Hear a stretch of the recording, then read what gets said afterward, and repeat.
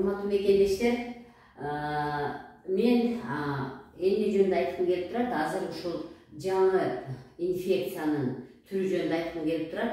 Демек, кандай болуп башталышы мүмкүн жана кандай андан чыксак болот. Мындан бир 15-20 күн мурун бир адам кайрылды. Андан кийин азыр 3-4 күн мурун дагы бир адам кайрылды. Мага 2 адам кайрылды ушул инфекциянын жаңы түрү менен. Бул кандай болуп башталды? Өкөтөң абдан температура болушту. Булардын имдаттануусу абдан температура болушту. Абдан алы куруду. Эч кандай тамак иче алышкан жок. Бирөөсүнүн абдан ичи өттү, абдан суу болуп өттү.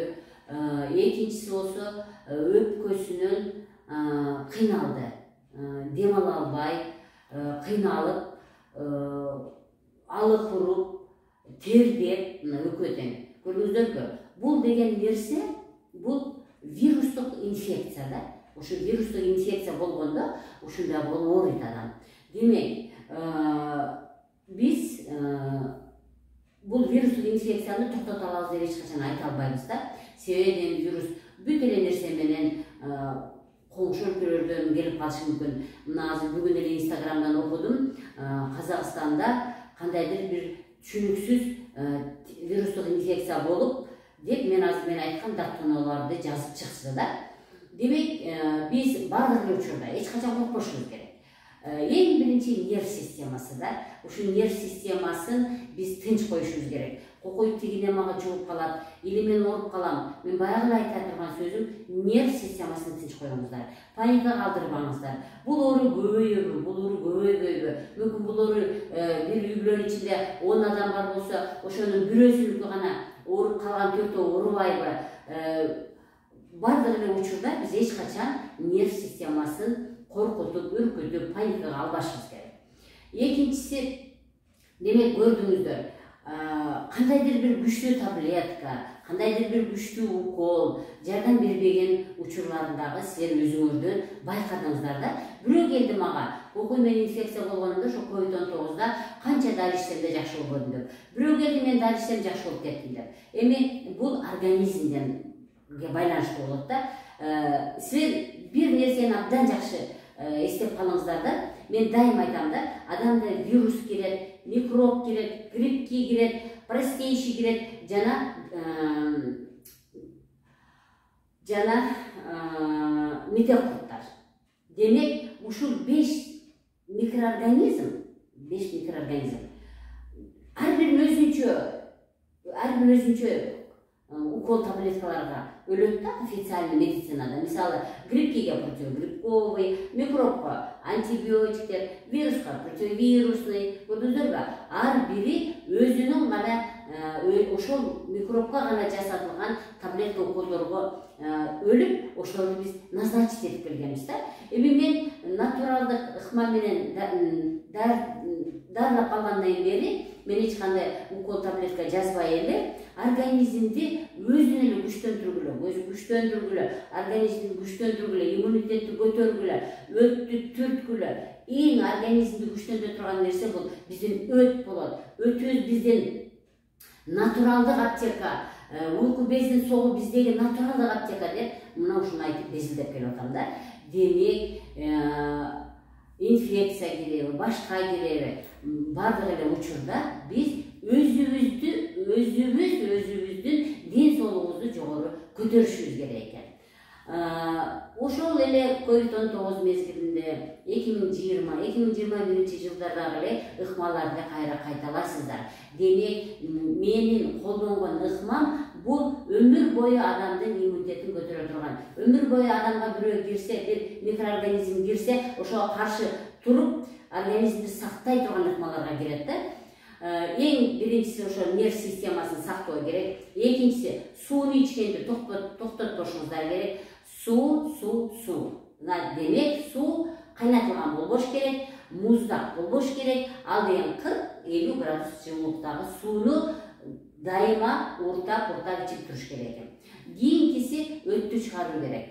Мен айтам да, адамда биз дем алабыз, кайра көмір кылычкасын чыгарабыз. Жеген тамагыбызды биз бир бүтүр суу ичебизби, бир бүтүр бир тамак жейбизби? Аны бизде өт менен гана уйку без согу, өт суюктугу гана эритип жете турган жерге, клеткаларга алып барып бере турган гана ушундай бир Кудай Таалам жараткан аптека деп айтар элем да. Демек, жакшы болуш үчүн сөзсүз түрдө биз өт жана уйку безди түрткүлөп, өттү түрткүлөп, ар бир тамак чейнасында эңкейип, өйдө ылдый туруп, жаш балдарды жаштыгынан үйрөткүлө, кемпир чал боло, жаш дейли адамзат өзүнүн өтүн биринчи чыгарыш керек дагы, анан тамак ичиш керек. Курсак менен дем алгыла, диафрагмальный дыхание деп айтканмын. Муну эч качан унутпашыңыздар керек. Курсактагы органдарды түртүү, бул висцеральный массаж деп аталат. Денебиздеги бизге кирип, бизде пайда болгон керексиз нерсе бизде без системасы менен гана сыртка чыгып кетет. Демек, без системасы бул орусча лимфа системасы. Лимфа система бизде канализациянын ролун аткарат. Демек, биз канализацияны таза кармашыбыз керек экен. Мен тамашалап өтүп калам. Сиздин ажатканаңызга келген трубанын ичи толуп калса, сиз сантехник чакырып, ошо трубанын ичин тазалатасыз дейм. Демек, биз өзүбүздөгү канализациялык трубаны тазалаш үчүн өзүбүзгө сантехник болушубуз керек. Демек, биз күнүгө аны тазалап турушубуз керек. Ал үчүн лимфа массаж. Лимфа массаж, висцерал массаж. Урматтуу бир туугандар. Эч качан бул миткенде эмне пайда болот, ичин басканда эмне пайда болот деп эч качан буга көңүл бурбай койбоңуздар. Сөзсүз түрдө ушуну жасаш керек. Сөзсүз түрдө. Эмне үчүн? Микроб кирип атабы бизге, вирус кирип атабы бизге, курттар кирип атабы. Алар бизде жашап өзүнөн чыгарган замды бир гана лимфа алып чыгып кетет. Демек, биз эчтеке кылбай эле чалкалай эле кыргыз эринип эле жата берсе, анда биздин кан тамырлардын ичи керексиз нерсеге толуп калат дагы. Анан эртең дагы бир инфекция киргенде, ал дагы жашап, ал да зам чыгарганда толуп калган без тамырдын ичине дагы замдар кошулганда адам чыгара албай ошондон кыйналат. Демек, күнүгө лимфа массаж, висцерал массаж, өттү түртүш керек, курсактагы органдарды түртүшүңүздөр керек. Мындан башка мен организмди тазалап, организмдин иммунитетин көтөрө турган, адамды күчтүү кыла турган нерсени мен көрө албадым. Бул ыкмаларды мени окуткан 40 жылдык, 45 жылдык ушундай натуралдык ыкма менен дарылап келип аткан профессорлор канча деген оорулардан жакшы болгон пациенттерден доказать эткен үчүн мен да ушундай натуралдык ыкма өткөнүмө 6-7 жыл болуп калды.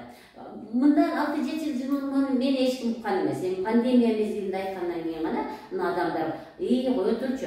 Биз оказывается аптекада дарыга чуркабастан эле өзүбүзгө аракет кылсак, өзүбүздүн ичибиздеги натуралдык аптека өт менен уйку без чыгарсак жакшы болуп турбайбы деген пациенттер менде абдан көбөйдү. Демек, урматтуу мекендештер, өзүбүздү жакшы карайлы. Инфекция киргендей болуп турат Кыргызстанга. Инфекция кирген үчүн мага эле 2 адам кайрылган болсо, демек поликлиникаларда дагы кайрылып аткандар. Мүмкүн үйдө сиздин тууганыңыз температура кетип аткандыр. Эчтекеден риске жок эле, температура кетип эле, алып ооруп эле, ичи өтүп эле, аппетит жок болуп эле, баш ооруп эле, шалдырап эле, өпкөсү энтигип эле кыйналып аткандыр. Демек, бул инфекция. Ал адамды өзүнчө бир комнатага койгула, жатып албасын, тургузгула, масканы кийгиле дагы кыймылдаткыла, сууну ичиргиле, түрткүлөгүлө, булчуңдарын түрткүлөгүлө, кыймылдасын. Чалкалай эле жата берген менен ал эч качан жакшы болбойт.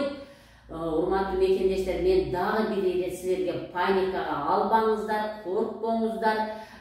Ооруну жеңип чыгуу ниетке кандай жакшы нерсени койсок, биз баардык ооруну жеңип чыгабыз.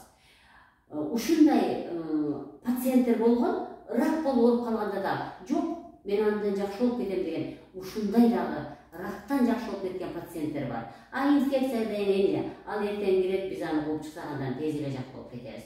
Мен сиздерге ден соолук каалаймын. Аман болуңуздар.